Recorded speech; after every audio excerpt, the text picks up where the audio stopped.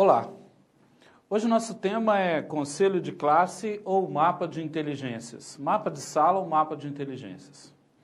Veja bem, durante muito tempo o conselho de classe nas escolas tem sido um momento em que os professores definem quem vai ficar sentado perto de quem.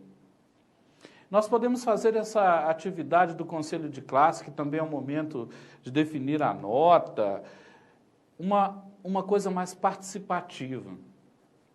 O conselho de classe, quando é participativo, ele leva em conta as habilidades, as competências, a capacidade do aluno de interagir com o colega, a possibilidade mobilizadora de fazer com que equipes surjam dentro da sala, independente do segmento.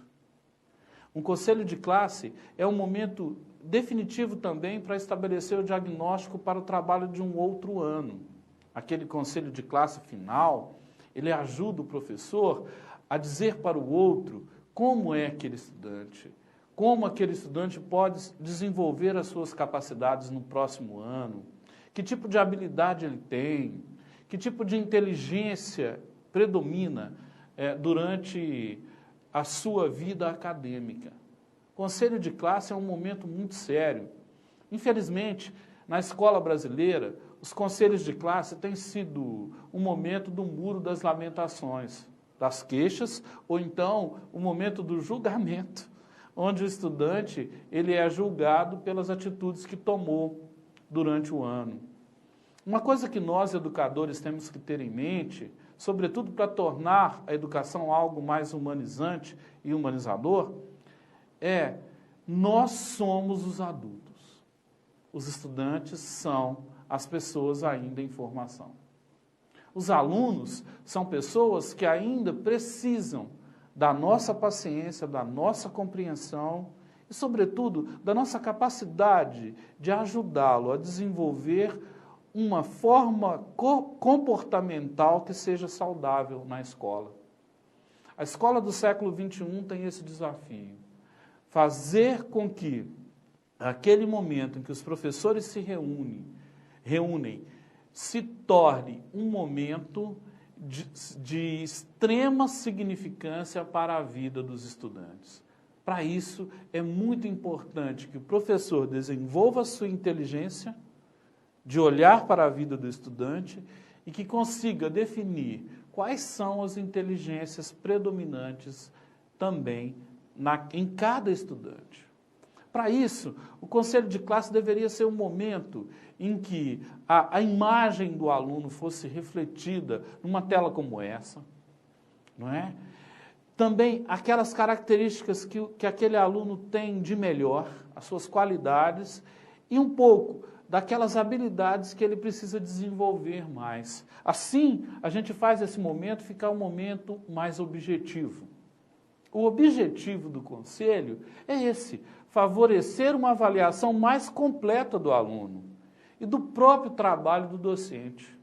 Muitas vezes, o docente julga o estudante, contudo, não faz uma reflexão sobre a sua postura dentro de sala, sobre o seu planejamento e sobre a sua forma de encarar o cotidiano dentro da escola. Cada dia dentro da escola é um dia diferente, não é assim, gente? O cotidiano da escola é complexo. Ele traz inúmeros fatos inesperados.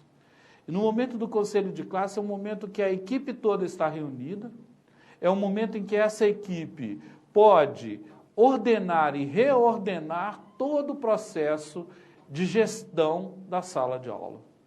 Conselho de classe é uma coisa muito afetiva, mas deve ser também algo efetivo dentro da escola. Bom, é um espaço. Nesse espaço de reflexão do conselho de classe, a gente tem que ter muita atenção para isso. Olha, é uma reflexão coletiva, e se ela não for bem ordenada, bem gerenciada por quem coordena, a equipe técnica, a supervisora, a coordenadora, aquela diretora ou diretor, não é? O conselho de classe pode gastar muito do seu tempo em uma determinada turma e não dar tempo para outra. Então precisa ter essa inteligência fundamental, que é a inteligência da gestão do tempo. Conselho de classe é um momento muito importante na vida da escola e na vida do estudante. O professor, o educador, ele deve estar atento para um novo fazer pedagógico. De repente, naquele momento do conselho, ele se desperta para uma ação que um colega tem feito e que tem dado certo. Uma coisa que nós temos que efetivamente acabar na escola é com a ideia do professor estrela. O professor faz parte de uma constelação. A constelação se chama escola. Ele pode brilhar, mas tem que brilhar junto com o colega, trocando, criando uma abordagem transdisciplinar para a vida da escola. Isso gera significado, isso atrai, isso seduz os estudantes. Isso é muito importante. E é no conselho em que os professores se encontram e que a inteligência de um pode ser partilhada para o outro. E nesse momento, cria-se uma sinergia, cria-se uma harmonia na escola e a gente consegue estabelecer projetos que sejam efetivamente práticos para melhorar a qualidade da escola. Isso eu chamo de ciclo ou círculo virtuoso da educação. O momento do conselho de classe é um ciclo que começa um determinado período. Imagina um ano acabando, o professor cansado, ele fazendo o seu conselho ali. É muito importante que na semana pedagógica do início do ano, um novo conselho surja com o professor mais descansado, para que ele possa usar esse momento como um ciclo de formação, avaliação do que foi o ano que se passou, dando uma longa distância do ano, para que ele possa agora falar com menos...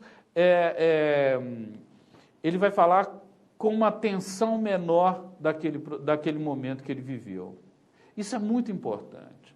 Dar um tempo para as coisas esfriarem, decantarem, e aí você volta a falar daquela turma.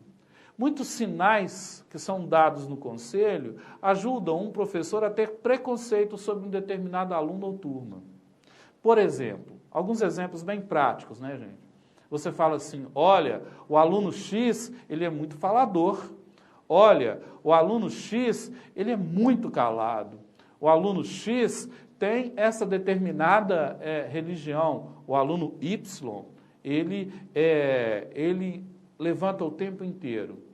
Esse preconceito pode fazer com que o professor que vai assumir a turma leve essa imagem negativa do aluno. Nós precisamos agir no conselho de classe com uma inteligência afetiva e efetiva. Esse é o momento de desenvolver a nossa competência relacional, a nossa competência de diagnosticar, a nossa competência de dar àquele aluno o valor que ele merece. Isso faz com que a formação continuada do professor também aconteça justamente nesse momento. Cabe ao gestor, à equipe técnica, então, dar limites no conselho de classe para que esse conselho seja algo que vá transformar e não que vá ser um muro das lamentações, né? Mais do que decidir se os alunos serão aprovados ou não, trata-se de um momento de autoavaliação. O professor que não se autoavalia ali no conselho também, ele pode tomar decisões que vão prejudicar a vida do estudante. Ele pode rotular, ele pode fazer com que o estudante passe a ser visto pelos colegas de uma forma que ele não era. Em muitos momentos do conselho de classe, algumas pessoas vão discutir sobre a vida afetiva dos estudantes. Isso é bom? Bom, mas ele namora com tal, ele brinca com tal pessoa, ele é assim. Não, efetivamente o conselho de classe deve primar pelo acadêmico. Se nós temos outras informações que possam agregar para desenvolver a inteligência do estudante, é legal. Contudo, esse momento deve ser um momento muito sério para, retratar os pontos positivos e as fragilidades que o aluno tem. Todos nós temos fragilidades. Todos nós passamos por situações difíceis. O aluno, o pai está separando, né? Existe um problema familiar, existe um outro contexto ali que possa criar problema. No conselho de classe, isso pode ser dito, resguardando alguns parâmetros éticos, nem tudo pode ser dito para todos, e aí cabe à equipe gestora, coordenadora, supervisora, o diretor, a pessoa que gerencia a gestão da escola, ter uma certa precaução. Isso é inteligência, né, para o conselho. Por isso, o conselho de classe deve fazer parte do planejamento estratégico da escola. A escola deve ter um planejamento de como deve ser feito o conselho. Outra coisa que não é bom que aconteça nos conselhos de classe. Os professores dão aulas em várias escolas. Em alguns momentos, os professores faltam. E sem a contribuição daquele determinado professor, o conselho perde muito da sua qualidade. Então, essa inteligência na gestão do horário, do tempo, da data em que vai ser feito o conselho, faz parte do planejamento estratégico da escola e é muito importante. A presença de todos ajuda a montar o quebra-cabeça. O olhar do professor de física, de ciências, de matemática, de português, de ensino religioso, de ética ou filosofia, ajuda, no momento, a juntar o quebra-cabeça sobre a vida escolar e acadêmica de determinados estudantes. Sobretudo aqueles que são uma situação problema para a equipe que está ali trabalhando um ano inteiro na vida desses estudantes. Não é? Isso é muito sério. Bom, para pensar sobre mapa de inteligências, a gente poderia usar uma teoria clássica desenvolvida pelo norte-americano, né, que é a teoria das inteligências múltiplas. Veja bem, o planejamento do conselho de classe deve ser prévio. Ele deve ser um planejamento que foque no avaliativo. E mais do que isso, deve ser um diagnóstico por inteligências. Não é definir onde que cada aluno vai sentar, mas dizer por que ele vai sentar ali. É muito legal quando um intrapessoal senta do lado de um interpessoal. Um fala muito e o outro fala menos, né? O espacial, ficar perto de um intrapessoal. Vamos pensar sobre isso? E para isso é preciso de uma abordagem transdisciplinar. Cada disciplina deve dar o seu olhar, né? Deve colocar suas mãos para que o desenho, o mapa, fique colorido e não fique um mapa definido por uma só pessoa, para o professor que é padrinho daquela turma, para o professor que é o professor responsável por ser o motivador daquela turma. Não. O momento de definir como a sala vai ser desenhada, qual vai ser o mapa, deve ser um mapa muito colorido. Pense nisso. Isso é muito importante para o conselho. Outra coisa, Gardner, ele vai falar sobre as inteligências múltiplas, não é? Essa teoria já é antiga, mas ainda pouco estudada de maneira prática e efetiva para a escola. Eu tenho, assim, o desejo que nós possamos desenhar mais esse mapa de inteligências. Vamos lá? Veja bem, ele vai dizer que inteligência não é uma propriedade única da mente humana, mas a interação entre as competências intelectuais, as inteligências. Cada competência é relativamente o quê? Independente da outra. De repente, uma pessoa tem muita facilidade de falar, a outra não tem. Ela prefere desenhar. E por que não usar essa competência na hora do nosso planejamento? E é no conselho de classe que a gente consegue desenhar isso.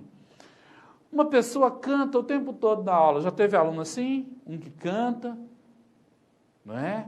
O outro já gosta de escrever. Ele tem uma inteligência linguística. O outro aluno é um interpessoal, ele gosta muito de conversar com o colega. O outro já não quer conversar, mas tem um texto muito bom. Temos pessoas que são espaciais, levantam o tempo todo, andam o tempo todo na turma, não é? Quando o conselho se fundamenta em pensar as inteligências, aqueles que são naturalistas, aqueles que são mais espirituais, a gente aproveita a competência que o aluno tem, a inteligência, né? E usa isso a nosso favor. É no momento do conselho que a gente tem que desenhar isso. Por exemplo, Vinícius de Moraes, se você tivesse sido professor dele que fez 100 anos, ele era o quê? Ele tinha uma inteligência linguística. Mozart, ele era um musical. Olha, o Einstein, ele tinha uma inteligência lógico-matemática, né? Ele conseguiu criar. Mas imagine como era o comportamento dele na escola. Segundo a sua biografia, o comportamento dele não era de um aluno muito quieto dentro de sala, né? Porque ele pensava na amplitude das coisas, né? Devido a ele, muitas teorias surgiram. Imagine dar aula para Picasso, ele ficava o tempo todo desenhando, fazendo seus desenhos, né? Tente imaginar o Baryshnikov, um grande bailarino, né, que é um espacial, tem uma inteligência corporal sinestésica. Olha, Freud, que era um intrapessoal, ficava analisando professor por professor. Imagine ter sido professor do Freud, hein, gente? Falar do seu inconsciente, do seu consciente, do seu superego. Entende o que significa fazer um conselho por inteligência? Tentar definir, estudar essa teoria. Gandhi, por exemplo, ele era um interpessoal. Madre Teresa tinha uma inteligência espiritual. O Lutzenberg, que gostava muito das borboletas, era um naturalista. Ou seja, cada um de nós tem uma determinada inteligência que é predominante, né? Normalmente, ela define como vai ser o nosso comportamento, né? Muitas pessoas têm a habilidade de falar, né, como o líder aí da Inglaterra, que tirou a Inglaterra e mobilizou a Inglaterra durante um período crítico de guerra.